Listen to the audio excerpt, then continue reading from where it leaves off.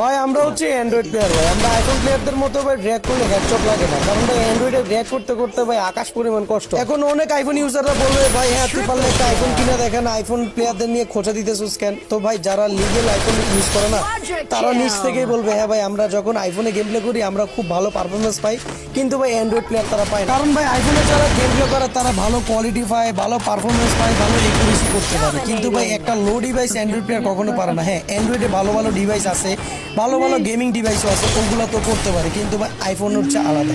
IPhone আপনি যখন খেলবেন না কখনো আপনার রিকোয়েল প্রবলেমটা ফিল করবেন না, করবেন মাঝে সময়, কিন্তু ভাই অ্যান্ড্রয়েডে মাঝে সময় আপনার এমন ল্যাগ দিবে আপনি মানে না চাইতেও আপনি মোবাইলটারে একবারে ফেলে দিবেন, না হলে একটা আসার দিবেন।